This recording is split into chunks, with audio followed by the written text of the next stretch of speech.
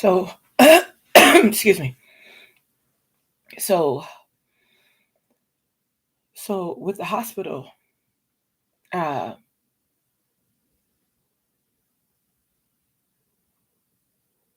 I went to Coney Island Hospital in order to,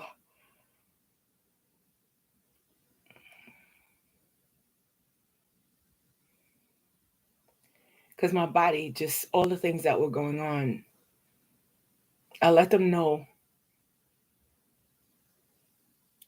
in detail, just basically what was happening.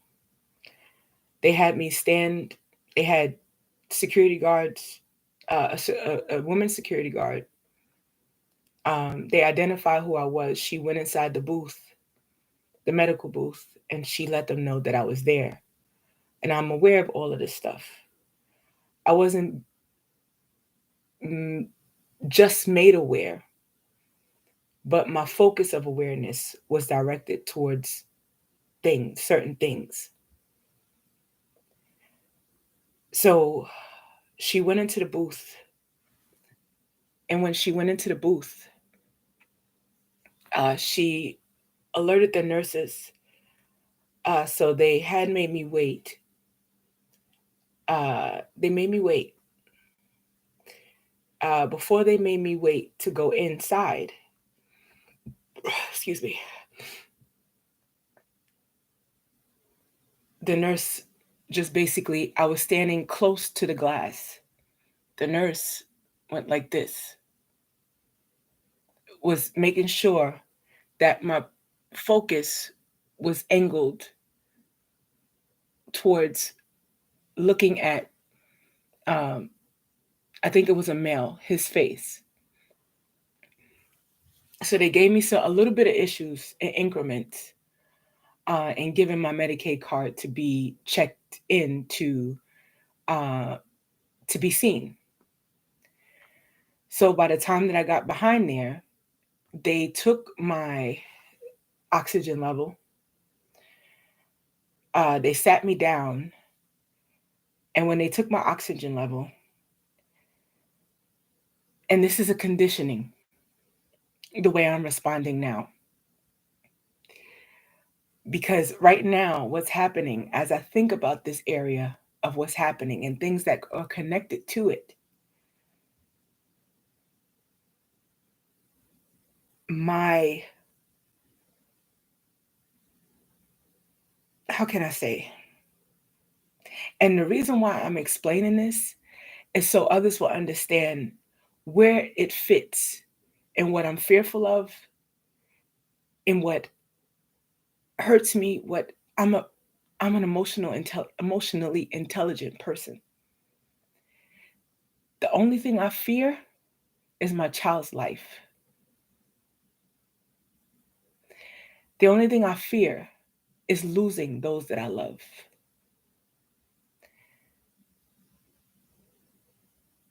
And if I feared anything else, I wouldn't be afraid to say it because I'm not a coward. And fear is a normal emotion. Anybody can fear. But what they fear is what makes the difference in character.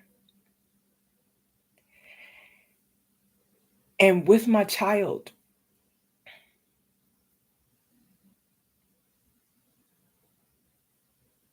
that's a broken thought, so I'll just go to that later. But while being checked in, the nurse sat me down. I sat down. She took my finger.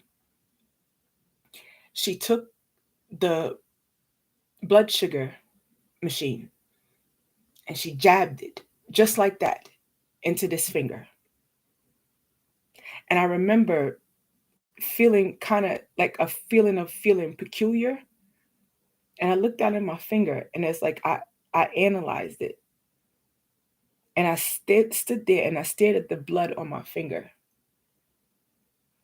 And the bandage, I took the bandage off and I kept looking at my finger. And I threw the bandage in the garbage following the nurse in the garbage can that was on her end. And then I just looked up and I was just like, and I felt an anger. And I kept walking. So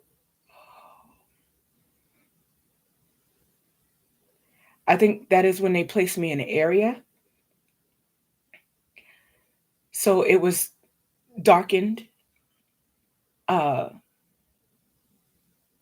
the doctor, the doctor came inside the cubicle and she asked me what's wrong, and I told her. And it was referring to my focus and something else that was I was not identifying, but I understood what was going on with my body. And as an Asian doctor that I saw, I guess for her, it was a deterrence of her ego that I understood my body as a Black person. And I identify this because they build off of that. It's like they want to find some unjust placement to stir up themselves, to find a reason for what they do to us as Black people. So after telling the nurse what happened, she checked my focus like normal, like a normal examination. Bits of a normal examination were placed inside of it. So when I had my finger, my focus, I could not focus. My finger, my head was this way, but I pointed my finger towards this way because she stood at an angle and held her hand out this way. And my hand against hers is like this. And then I started crying because I didn't understand what was going on with my body. I didn't understand what was going on with my body. I just knew my body was breaking down. So this was along the period within the neighborhood, collectively in this Brighton Beach area, where they had certain focal points because of the way that I analyze things, or my eye for nature, and my eye for color, my eye for artistically, my eye in being cautious, my eye in analyzing, my eye in observing. Two Russian men in black. One stood straight, the other came. He flipped him this way really quick in my eyesight.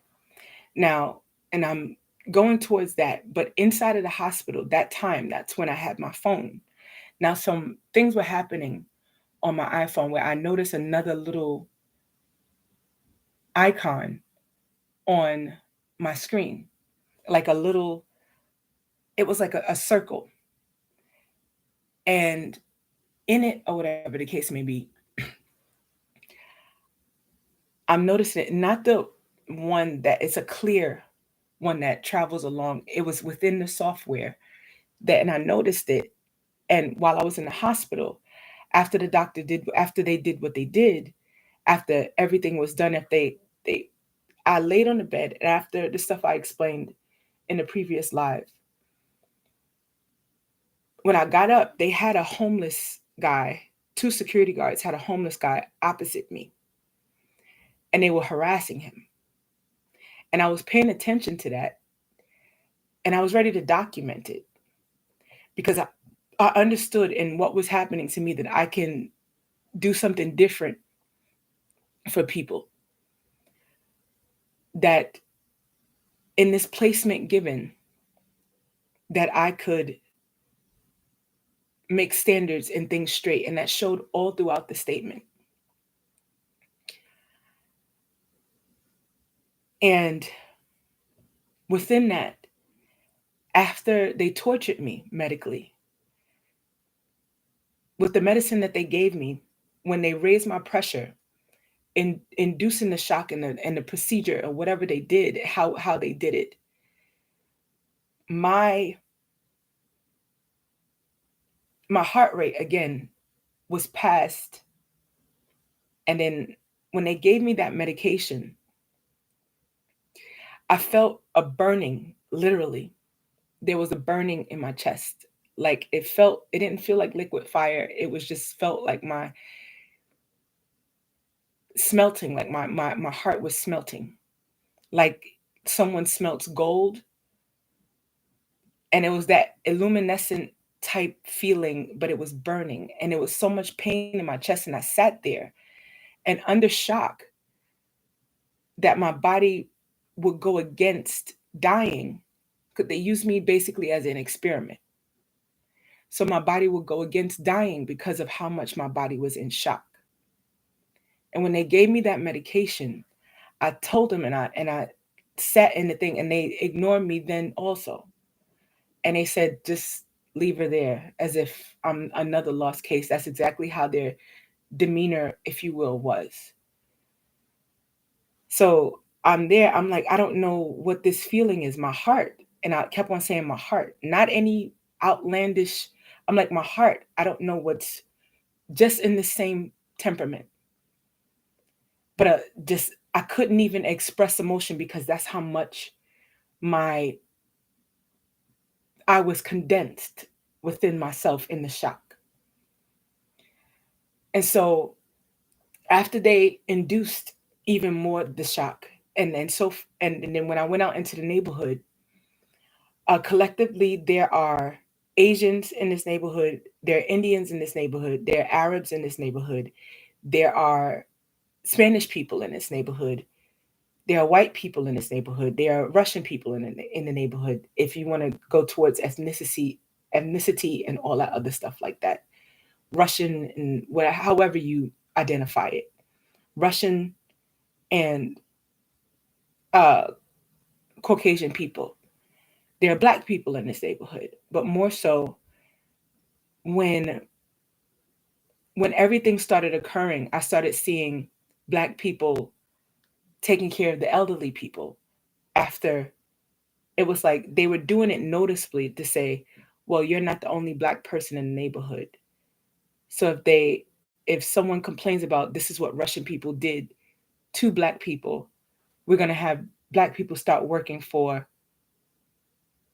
the elderly people. And noticeably, it was home attendants that were working for the Russian people.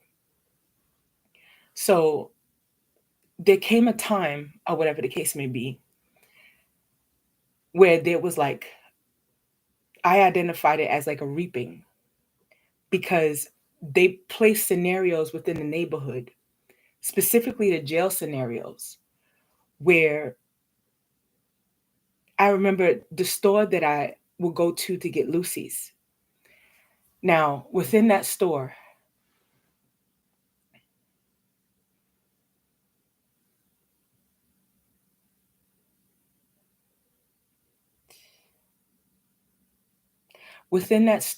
because I already identified it on my social media pages. So that means that it's prepared for in need. So within that store, when I would go by the Lucy's, it was a father and a son, and they're Arab. And we also know that within 9/11, what the Arabs were, what happened within 9/11 and Arab people. So for them, I'm not making, how can I say this? I went to get something to eat. I bought, uh, excuse me, from the Chinese restaurant. I bought 3 orders of food and 2 sodas. Um, but I'm here now. And so going to the Arab store, I started smoking the Lucy's, and like if I didn't have money or whatever the case may be, or a little bit of money, But in it or whatever, while buying, I would buy packs of cigarettes for $10 from the corner store where I bought the Eggo muffins and everything like that. And in buying those things, like I like sales.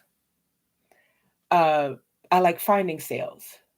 Uh, I like saving money also, contrary as it may be said or whatever. And in that or whatever, I would go to the store specifically because when I would want to buy cigarettes, they had them there for $10. They sold them for $10. So I bought them there. And I remember one day I got really antsy and it just randomly happened. Like I got antsy and it was so out of my disposition. And I went to the store and I was just like, I gotta have a cigarette. I gotta have a cigarette. And it was so weird that I felt that way. And so they directed me to the store that sells the Lucy's, and he wouldn't sell me the Lucy's any. He wouldn't because they sold Lucy's also, but he stopped selling Lucy's. And so he said you could buy the Lucy's from the other store, and I went to the other store to buy the Lucy's there. But I remember one day, and I still didn't get to the area of. I guess I don't have to be so careful because I'm being careful in the wrong place. Um,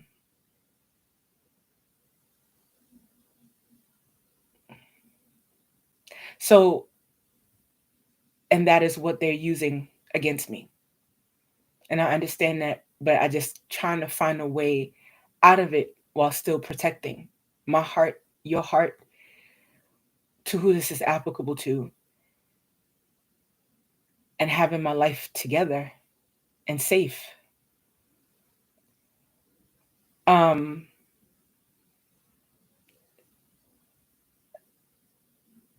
so within it, or whatever the case may be, I went to that store, and when I went to that store, they sold me Lucy's, and I remember going there one time, and this was during the time I was in in going to CCC for refuge and everything that was happening because I was being closed in socially in every kind of way, closed off with friends, closed off with everything. Every area was just shut off. So when I went to the store, I bought Lucy's from there one time, and when I smoked the cigarette, and then by the time that I got down the block, there was another Arab man. I don't think this was the day, but there was another Arab man who was healed over, and he looked like he was just like a meth addict, and he was like healed over, and I just stood there and I was just like, you know what I mean, he needs help, he's there, he's by himself. And so during the time after I wrote the statement the first time where I said, you guys take care of your own. So I that didn't mean that I hated someone's being. So I went to the store and went back and got the Arab guy, and now the Arab guy has a son that he has sell stuff in there. And if that's a family store, it's a family store. But he has his son sell stuff in there. So there, his son, it's like he portrayed his son was like, and I asked him, I said, how old are you? And and then he, the way the son just basically how he presented himself, like it was some type of mentality that, like in all of this, that I desire kids. And I'm just like, I said, how old are you? And he was wearing a hat.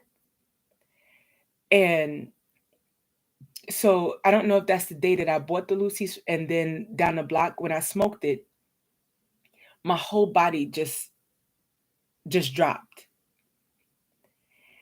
And but I knew it was unusual that something else was in the cigarettes because the way my body reacted to it, and my body is used to nicotine. So for me to smoke a cigarette, and even with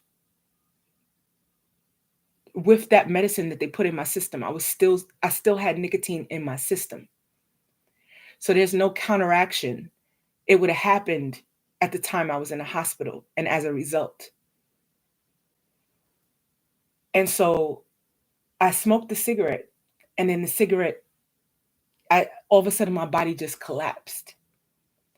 So there was a substance put in the cigarette. And yet, yes, I still am smoking cigarettes.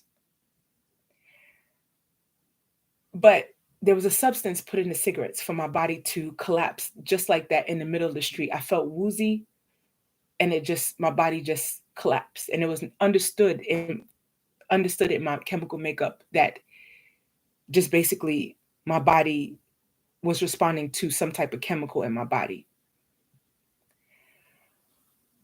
So not only did they do it in the hospital, they did it on the outside. And then, of course, to Arab people who are more susceptible to something like this, or may be looked at as, oh, she's lying because 9/11 happened. They use them in their most vulnerable place in this area. And I want to point out, this is one of the reasons why climate change occurred. If you guys don't see for yourself, and then you understand that the way that I handled this, that people in presidency, took heed to my mindset because they understood the difference of my wisdom. Not that they weren't presidents. I haven't ruled over a whole country for terms in that experience and that expertise. But here I lose my train of thought. But at the same time, things like this is the reason why politicians in one area are politicians. But then you have these policies, you have these acts that take place that permit stuff like this to happen. And in the midst of it, the measures that they took in order to, the preventative measures that they took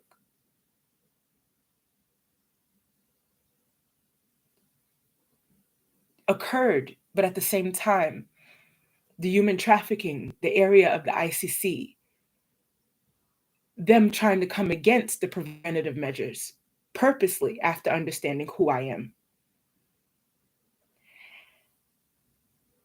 And I'm not who I am because I'm supposed to be subject to torture. I am who I am. And there's nothing more that's needed. And in the hospital, going back to the hospital,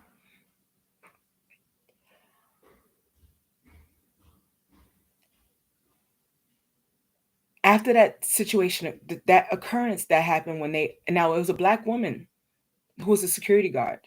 And then when I left, they escorted me out just like this. A white guy. After I got up off of the hospital bed, and I went and I was friendly to the one that was leaned over me, and he said, God be with you, to some extent like that. After my body started to calm down. Or no, matter of fact, during the time where I started calling out on Jesus, the Black guy with the dreads came to me, and then he said, and funny enough, a Black security guard with dreads was at Amtrak. So a Black guy was over me, and during the time that I started calling on Jesus, he presented some type of verbal comfort. And during that time, and there's nothing to be embarrassed about, I'm telling myself. So he leaned over me, and he assured me in faith. When I called out on Jesus, I said, Jesus, don't let me die. Don't let them kill me.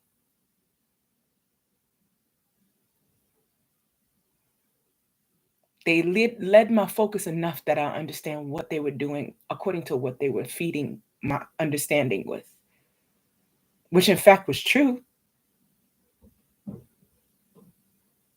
But just the way they were choosing to do it was according to me dying in my home. And in that,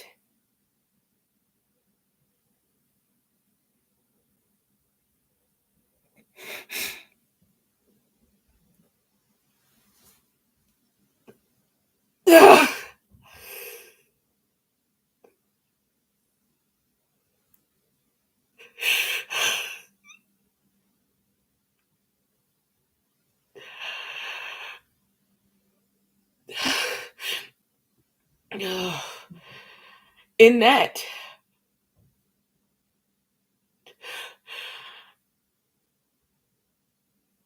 I remember I was on the MTA bus.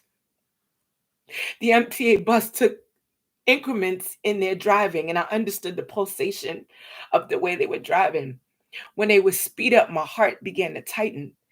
And the only thing I could do was this, literally, to try to revive my heart on the MTA bus. And I kept doing this. And I remember getting off the bus and I bought Bayer. I bought Bayer. Because I remember my grandmother used to have Bayer. And she used to take it for her heart. And I remember that I took the Bayer and it helped my chest. It helped my heart. All the pressure, all the compression. But they literally, even the MTA, and even in that statement, I put to give the MTA money so others would be safe.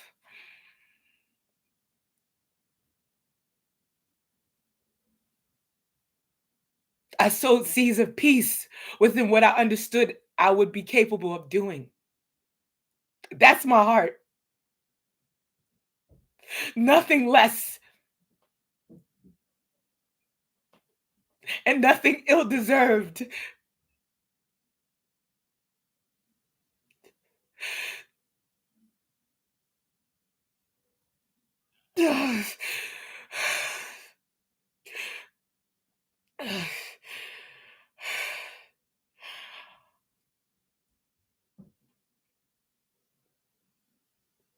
On that day that they released me from the emergency room to try to plant if they could put it as something medical.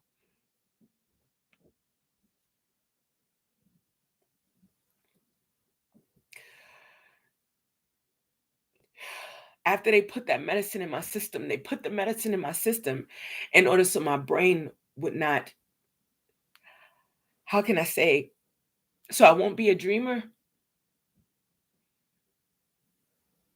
So my brain won't release the shock. That's why they put that medicine in my system. And God knows what else that medicine was for my internal organs and whatnot.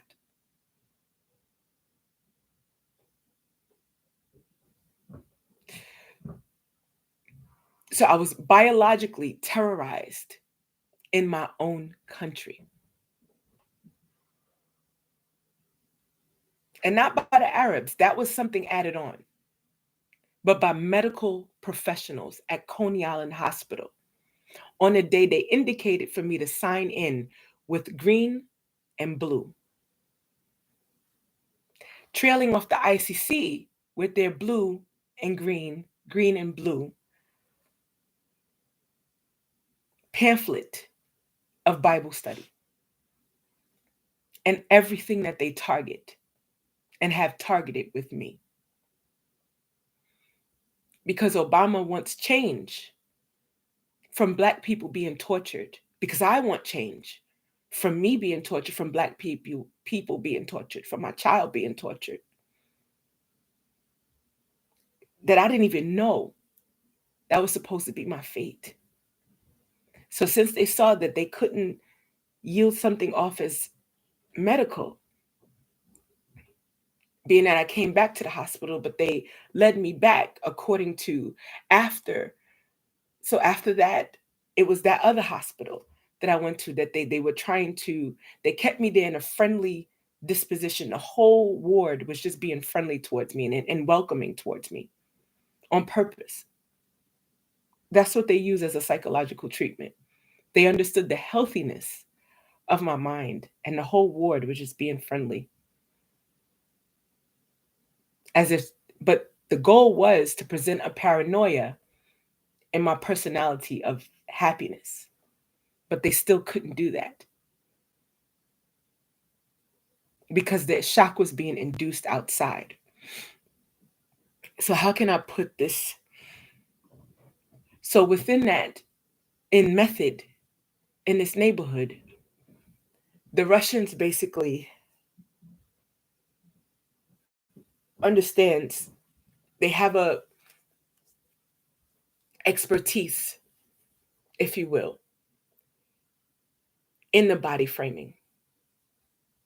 And again, like I said with the ICC, they take different placements of professionalism or knowledge, and they incorporate that within how they disciple people. But what gets them to the top isn't that, it's how much they can be. They can take the mocking of Black people and the suffering with what we go through in order to get them to the top. All the while, these people live off a certain funding off of the church, or they work through their own professions. So again, they're being used too, and it's human trafficking. And these are things that were brought up in this term of presidency. They brought up the understanding, not just bringing something up, they addressed human trafficking while addressing what was going on with me. That is why you see people in the area of their professionalism, their celebrity, that are advocating, not only advocating, but maintaining my life, protecting my child's life, and protecting my life.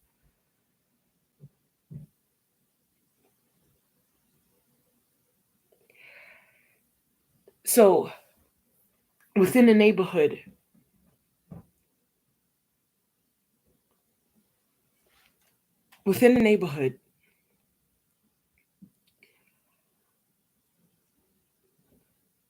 there were, along the lines of where I would frequent, it came up in stages. They had a Mexican gardener and a Black gardener, a couple of Mexican men that were gardening, and a Black guy that was gardening. They had a guy that was there going like this, just standing like tall in front of them, like directing them. But they had a red, and I paid attention to the detail on the car. It was a red pickup truck, but a larger area of the pickup truck. And I paid attention to the detail on the car when I passed by. And while doing so, what angered me is that from seeing from right there on the corner of where my building goes towards the beach, they had Black gardeners and they had other people just there in the corner right there gardening. But while a white man with long gray hair would stand there directing them to do so, as if he was a slave master. And I'm sitting here watching this stuff, and I say to myself, what is, this weird behavior that's going on, but it's a specific, what I called operation, but not of any conspiracy. I call it operation, but there's probably a more detailed name for it. But what they were placing there to induce just a shock or my perception of people and life. And according to what they wanted to trail in my mind and what they were doing and what they were trying to subject me to. Even now, it's like they're trying to place an area of,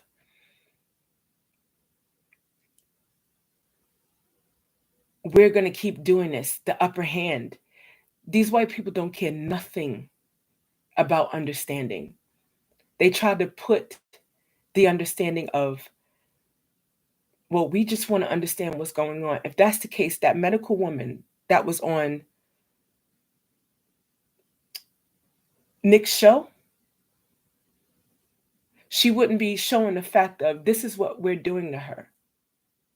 We're we're making it so that her way of feeling, this is what we're doing to her. She won't feel the gentleness anymore. I would have to watch it again to get the correct detail. But just showing that they don't care to understand.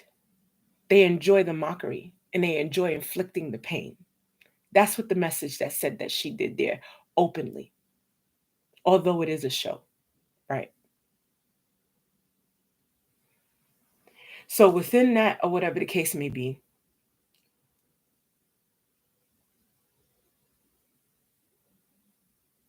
I'm in this position where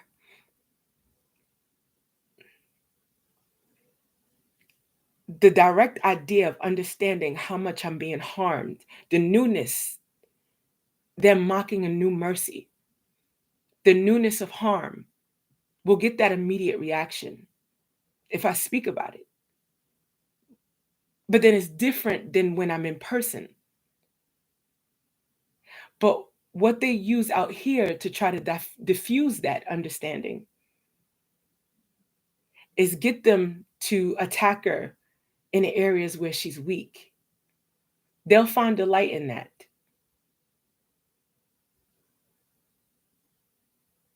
Have a grown man come up behind her and provoke her after she's in distress, no place to live, and you understand that.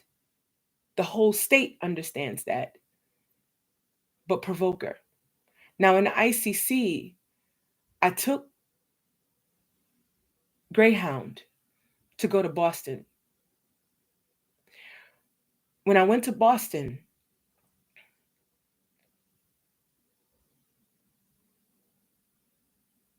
I went there to visit, and I did music there. And I understand the Jackson family has affiliations in Boston. I went to Boston in being a part of the ICC. And I went there because I tried to find newness, because I know what my spirit wanted. So in the brainwashing, or whatever the case may be, they placed the area of me understanding what I feel, but try to condition more of not knowing what the area of what they're blindsiding me from is. So being under 10 years of that, they were careful with me, but careful in a way of searching for opportunity within understanding my strengths. And that's the same thing that was carried out within the open businesses. So the businesses that subjected me to what they did, now white people from that DBT program all the way up to now, I went back to the DBT program a second time. This time I brought a woman that was, how can I say, who I had trusted in taking advice from, because I honor the Bible, where it says, do many advisors' plans succeed?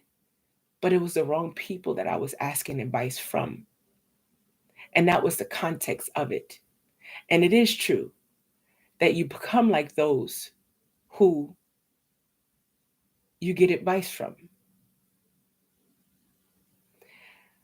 But the only thing that upstands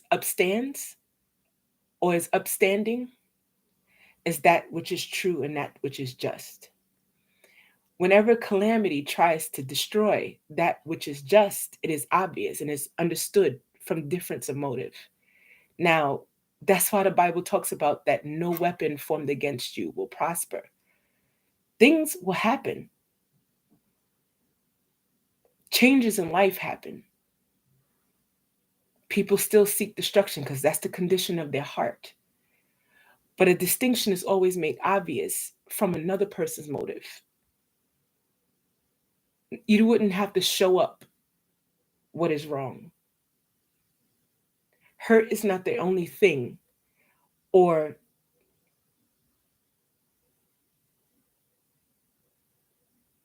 what is proposed aggression is not the only thing that's obvious in what's wrong.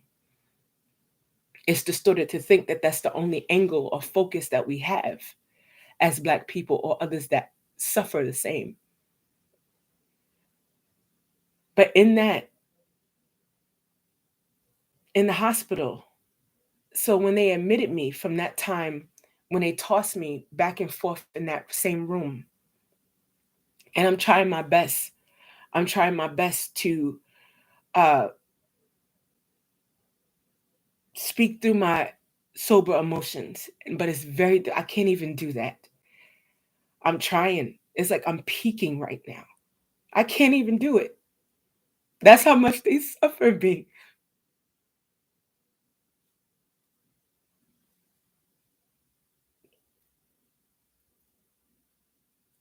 So now I'm in a hospital, and they, from one side to the other side to the other side. And so they decided this time just to give me one dose of Zyprexa and say they're going to admit me because it's a psychological problem. After they're sitting there watching me, my body convulse from shock, and after inducing me in shock. So they admitted me to the hospital. They had a nurse that looked like Chanel Patterson. They had other nurses, and all the women gathered around me as everybody on that floor collectively in the increments kept inducing shock according to what they did on the outside with customer service. In little increments, they were doing it. And then at calm points and times where I kept to keep my body together, I sat inside the hallway on purpose in front of the cameras to show them what you're doing is wrong. You're torturing me, and this is me taking care of my body. So I started doing yoga, and I started putting my body together, doing planks, doing yoga, doing all these things to keep my body stable because they were breaking down my body.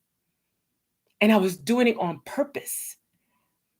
And I don't say that to approve anything. I'm trying to prove a point, but not to get approval. But I was doing it on purpose to show them, look what you're doing to me. You're not going to break me down in the midst of everybody torturing me. And it's the same thing that happened in this neighborhood. But I restrained myself not to hit anyone. But I took my shopping cart and I lifted it up and I banged it down because I needed to get it out. Because that's how much they were torturing my body. It is not me to be deliberately violent. It is not me to cause deliberate harm on anyone. I would never do it. Not because I'm a goody two shoes, yet I am a goody two shoes and I'm a good girl, right? Good girl. That's what you know what?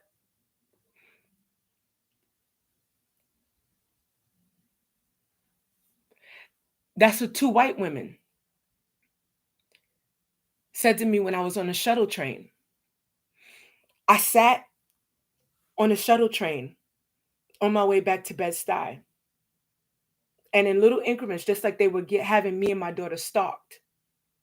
One white woman sat in front of me here. The other one sat behind me in my hearing apart. She had a dog laying down on the floor. And they studied for a way to say to me, good girl.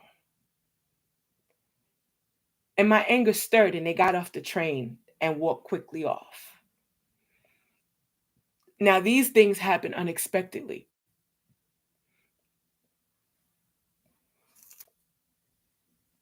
Unexpectedly, in increments, to get my body used to it.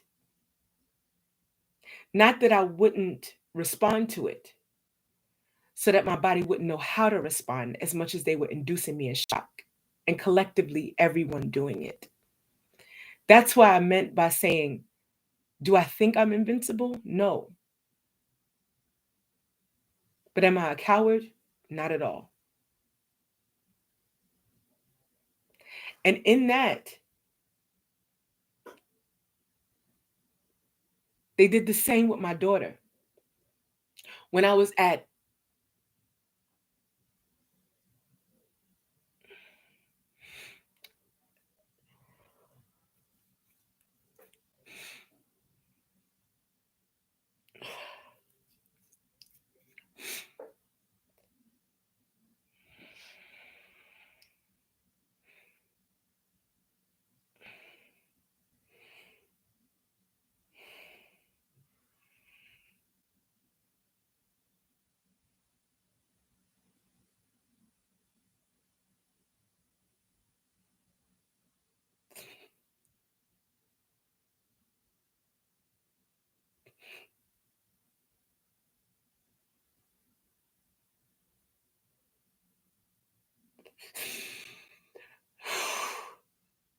Jesus Christ.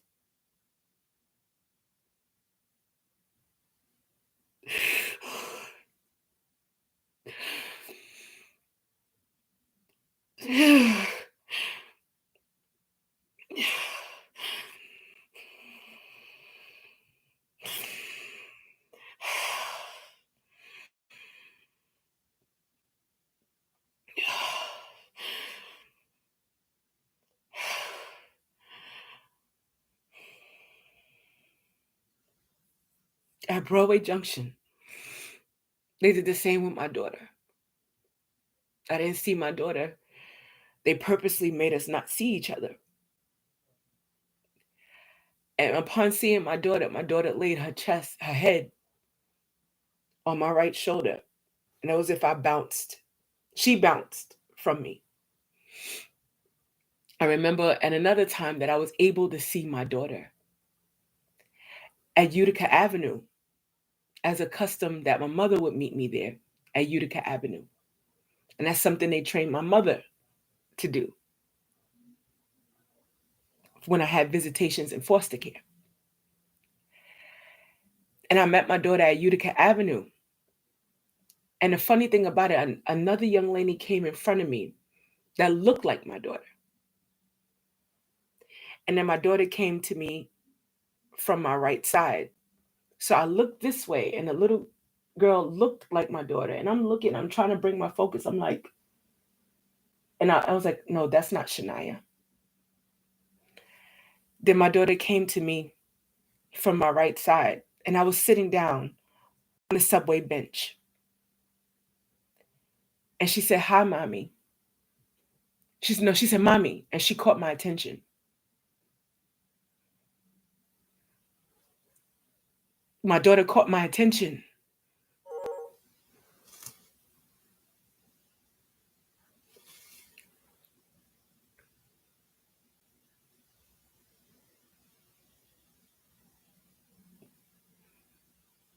My daughter caught my attention.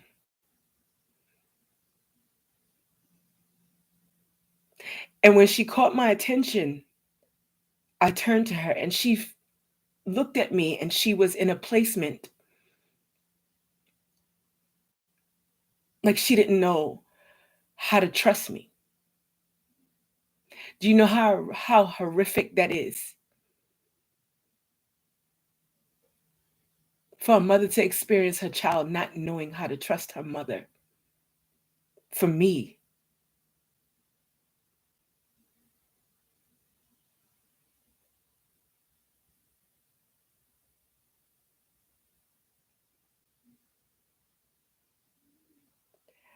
Then after that, we went downtown. I don't even know what's happening to my neck right now.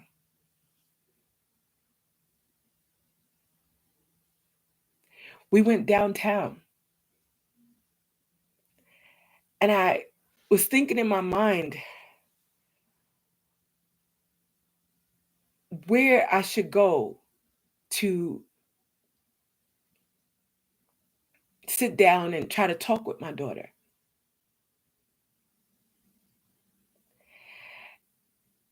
And in that,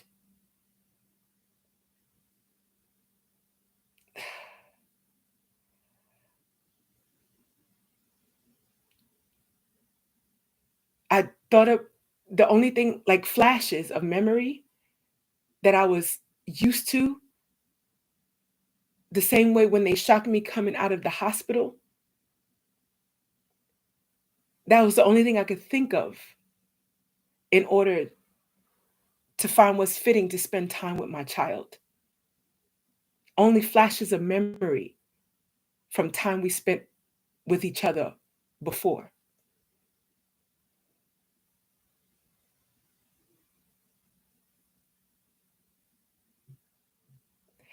And then in that, we went past Court Street. We passed a couple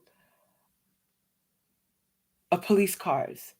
And how I explained before, with the security guard standing there, and a black guy or another, and my daughter identified, mommy, there's a person with a kid. And my daughter was trying to find out herself, like she's trying to test me herself to see. And I'm just like, you know, and then I sat down with my daughter and I told her about the ICC. And this is during the time when I was around AR Bernard. And I sat her down and I told her, and it was out of placement. I usually wouldn't handle stuff like that. But it was like they were forcing situations for me to express myself to my daughter, being in distress, me being in distress. And I sat down in front of the Shake Shack that the ICC would frequent. And the bars were there, like they got the scaffold up here. My daughter started playing on the scaffold. And I left it there, and I just was like, you know, it was a little difficult because in between me and my daughter interpersonally, I would bring her focus towards, because I would want her to sit and listen intently during the time while I was talking to her. And sometimes it would, you know what I mean? I would get upset. I'm like, no, Shania, you got to listen. And that's my business as a mother. But then when my daughter expresses to me to tell me, well, mommy, I can't pay attention, or I feel this way or that way. That's the type of relationship me and my daughter have. So even if I have a misunderstanding as to if I'm looking at something wrong, I've trained my child, in fact, to speak to me to tell me what's wrong. And in that, she always did. Always.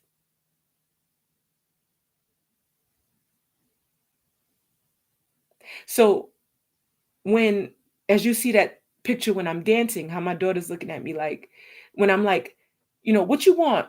What you want? She would have responded in fear if I was an aggressor to her. That wouldn't have encouraged her. But I was testing to see, because it was being fed to me that I'm making my daughter feel this way. So I decided to test her in that way to understand if she did feel scared, but she did not. That's my child. I am who I am. I understand how to take care and train my child, not as a pet, as a person, as a child, as a godly mother.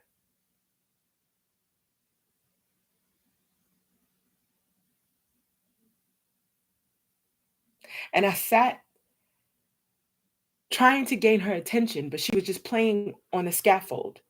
And I allowed it because I was like, this is a very sensitive area.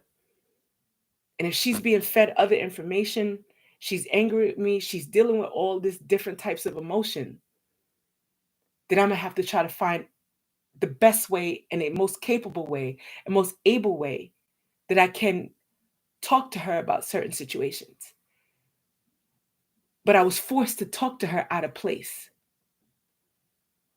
And I told her about the ICC. And then she said to me, well, and because I talked to her out of place with it, it incited in her understanding that I've wronged her in what was fed to her. And I sat, and when she showed me a rose quartz, she was vulnerable. And she was like, I'm being vulnerable, Mom. And on one end, the way I built her emotional intelligence was being distorted. So she showed me a rose quartz. And when she showed it to me, it was like my response, I got upset because I was just like, you showed me this rose quartz and I'm talking to you. But it was like she was out of place herself, but not according to anything psychological, according to just that influence. I'll just put it that way. When we were on the train, my daughter was stalked on that day that she leaned her head on my chest. She had some long pink nails on. And while having those long pink nails on, it was unusual because I said to her, I said, well, why? For me, I didn't train my daughter to be that way. I trained her to be modest. My mother can care less about how Shania looks fashionably.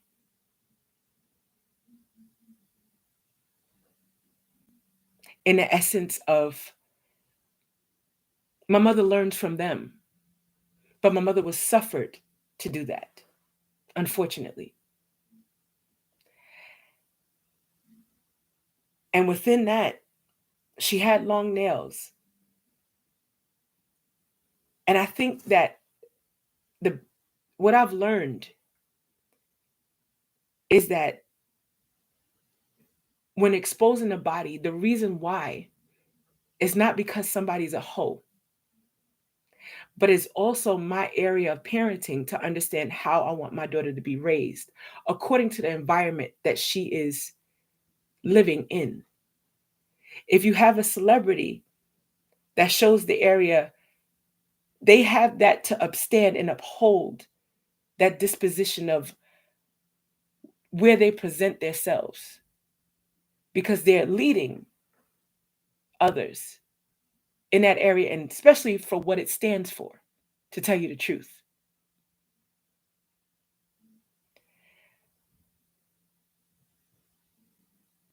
But for my daughter, in an area where someone may not take to that way of expression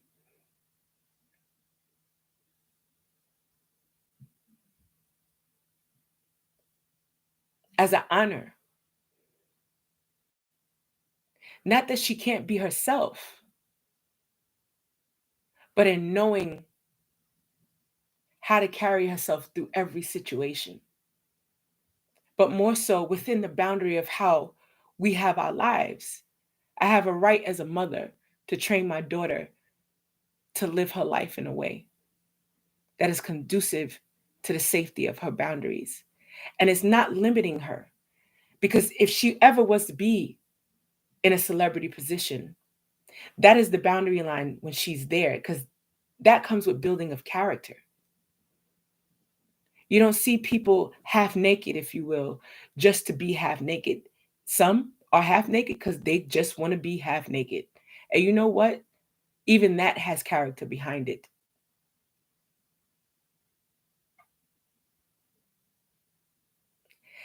And in that,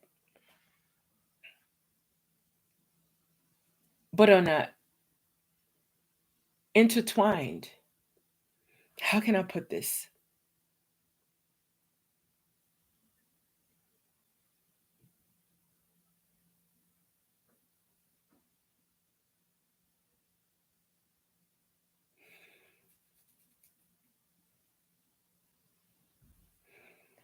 I think about like what Cardi says, for the hoes, for, for this, for that.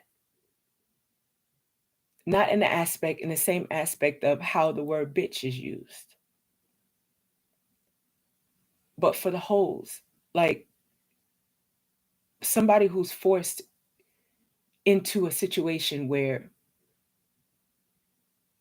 you have no other choice but to make your money in a strip club, or and that's the crazy thing about it, how they try to, for what I represented or what I understood and what I opened my heart for, not to was to the person, but open my heart for, it was still my choice to open up and show my breasts or to show parts of my body. And I say that in the area of, it was my choice to do so because I understood what it meant. And in that,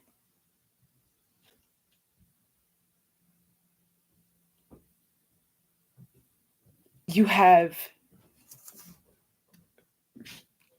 for the hoes. And it's like,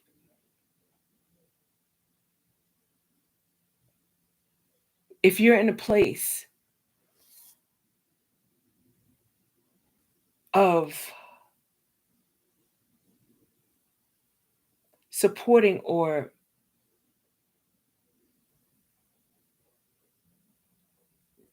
how can I put this? Because the harm in this is that I'm placed in an area to,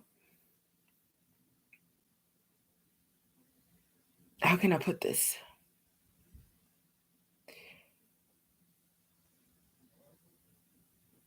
So with my daughter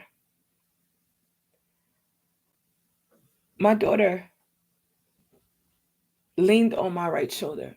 And when she leaned on my right shoulder, she bounced back. When we went downtown,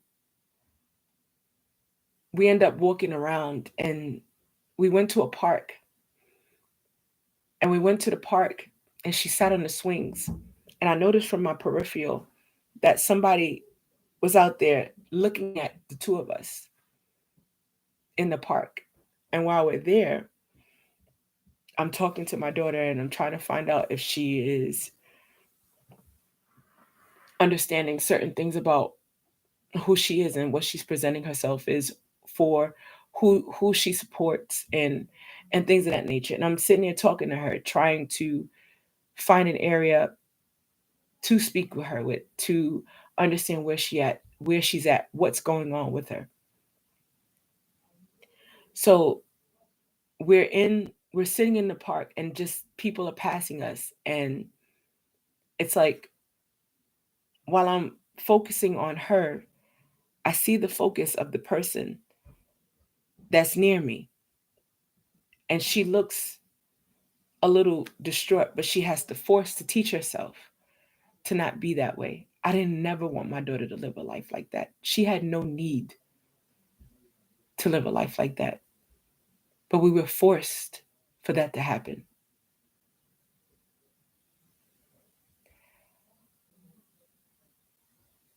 My daughter had contentment. She had peace. She has clear understanding of who she is. But my daughter is placed in an area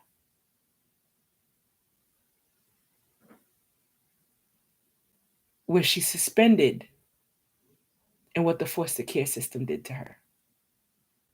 And as a way of covering up, they're suffering my daughter to teach herself, environmentally and internally. And God knows what else those therapists said to my daughter. I had trusted therapists. That's why I suggested in the foster care system, we're going through this, that I trusted that they would be an outlet for my child in what was going on. That the system was separating us. And I wanted my daughter to be emotionally stable, yet they suffered her, especially inside foster care. And I was told by my aunt's widower that he watched my daughter snap when my aunt denied taking care of her, and she was going to be left to a stranger, and my mother said she wasn't going to. Or when I said I didn't want my mother taking care of her because of what my mother was doing, and she was still using drugs. That's the truth. So I was not only forced to lose my daughter, I was forced to have my daughter subjected to what I was subjected to as a child. So having to make a decision between all of that, and you have family that you're supposed to have that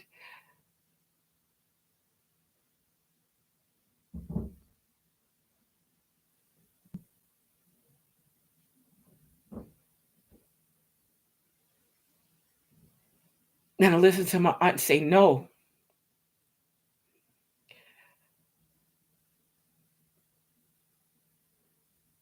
And with the foster care system, they probably advised them to say no, because knowing my aunt, if she learned structure, they gave her the wrong advice, took advantage of her vulnerability. We weren't raised in a home to deal with, and the truth about this is that we weren't raised in a home to deal with these obstructions that went on between us and our family that separated us. My grandmother didn't raise us for that. She raised us all together, regardless of the disagreements between family members. We weren't raised to be used to that shit at all. And that's okay. Because the beauty about it is that within every situation, God provides safety to each man's lot. That's why love is love. We may not live the same lives in every area, but each man like God provides safety, whether through growing of character, placement of authority, whether God decides how, whether in the lowest depths, God gives safety. I even understand that myself. Not because of this situation, but before. Even though I dealt with the stuff I did with my mother, through years of dealing with rape,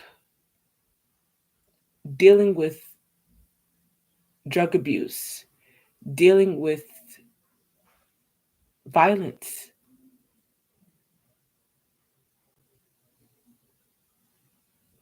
against us, better perspective, understood perspective, different perspective, right perspective, true perspective,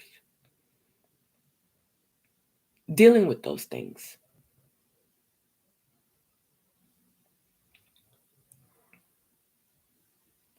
Because I don't know what that's supposed to mean. I don't agree to anything that I don't understand that goes on with my body. And it's definitely not true if I haven't agreed to it. But in that,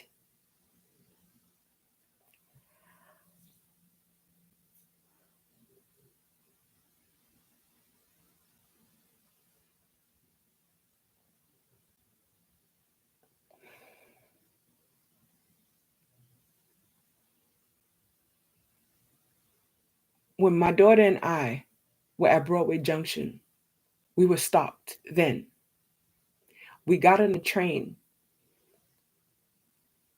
A woman got on the train.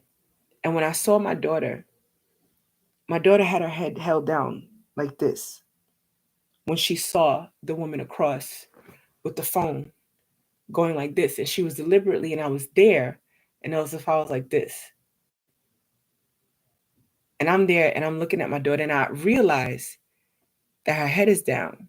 And I'm saying to her, and I'm looking at her, and I'm looking at the woman across. And this is what's going on internally.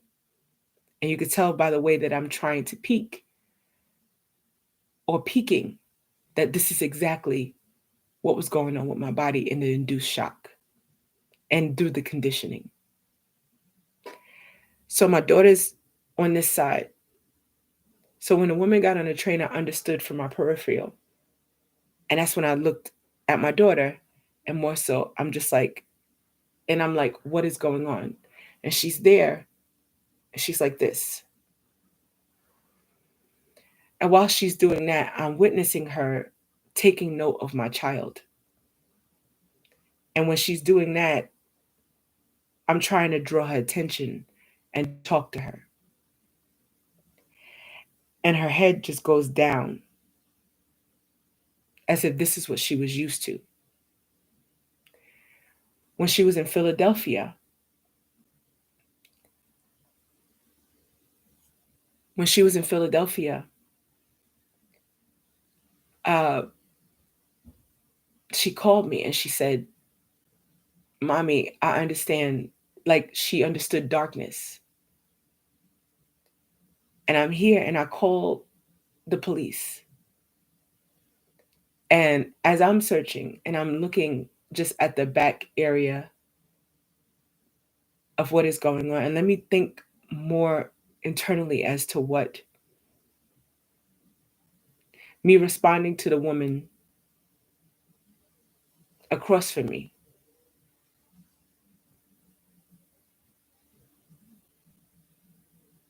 I could not respond. And I don't say that in an area of weakness. What I feel now is that I couldn't help my daughter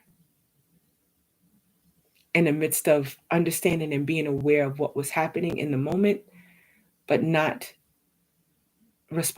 being able to respond or protect her because of what they did to my body.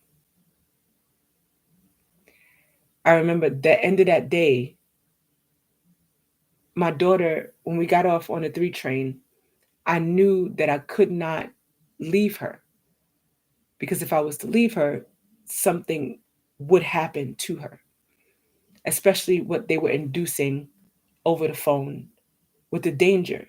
So they were conditioning me not to respond to my daughter. They were conditioning me not to respond to my daughter in being in danger. So this just paused. I would need to charge this. Uh, how long is this thing?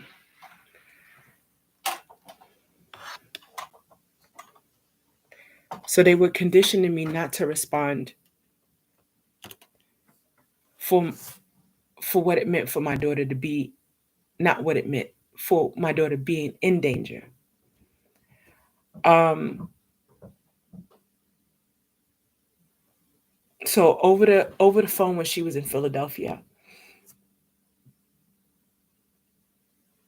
when my daughter was aware, just basically they removed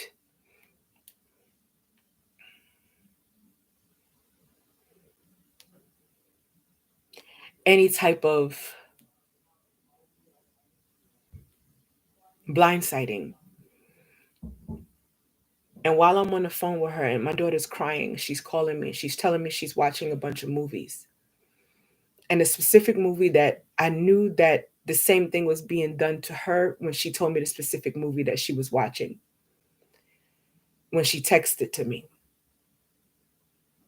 And according to what was happening to me in torture over media and all this other stuff like that. And I understand and I do believe that they directed this stuff towards media, especially because of I basically because of the area of what it meant for me to deal with these things, for my metabolic system to be accelerated for medicine, um, for economic medicine,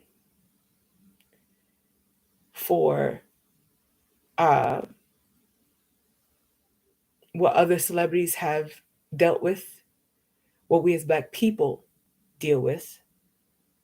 again with Dave Chappelle, uh, with uh, with Tiffany Haddish, with Kevin Hart. These people were open, but brought to my attention to know that I don't have to suffer this like this. And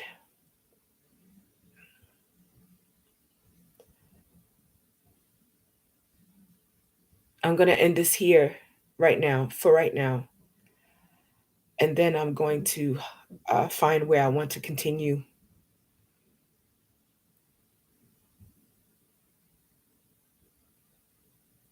And finish. I think I need to express what has been uh, done inside the neighborhood. I have my TV on. I need to express what has been done inside the neighborhood, but it involved all races, especially the time of the reaping. I need to express just basically, I quote unquote, the reaping because I literally was walking down the block and you see couples of people, like in the framing of behavior, it was obvious to look at those things and those things become acute for me because of what the Russians had did and because of the certain scenarios that was placed in the neighborhood during the time it happened. So in inducing and shock, my attention would be led to whatever they were tossing me to and trying to condition me to. Even within the stores, the same thing they did online, they did within the stores within this neighborhood and any other place of business. The awkward thing about it was that people understood who I was and they responded in some distortion to place some distortion there. It was not only conducive to what A.R. Bernard did publicly, this happened previous to because I was supposed to be put away when I was in Coney Island Hospital. But I took it as a mercy that I left the hospital and they didn't give me any type of psychotropic medication. But the only medication they left me out of that psych ward with was nerve medication. And I was there for an ample amount of time. And it's the same instance of being in a state hospital. The second time when they tried to, my happy emotions tried to present some type of unstableness within my subconscious, which they couldn't. And they left me out of a state hospital, released me without a signature. After being assaulted on a train and triggered in the same instance, the cop coming at me with handcuffs like this, and another cop on my side, and then the cop taking my bag and hitting me in my face up like that on the LIR train, LIRR train. To my point, I feel like these things probably just don't matter. That's how I feel internally.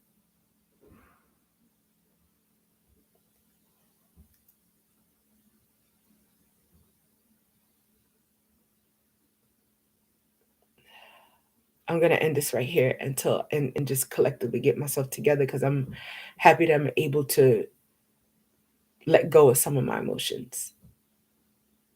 But then at the same time, I'm suffered to still not let go.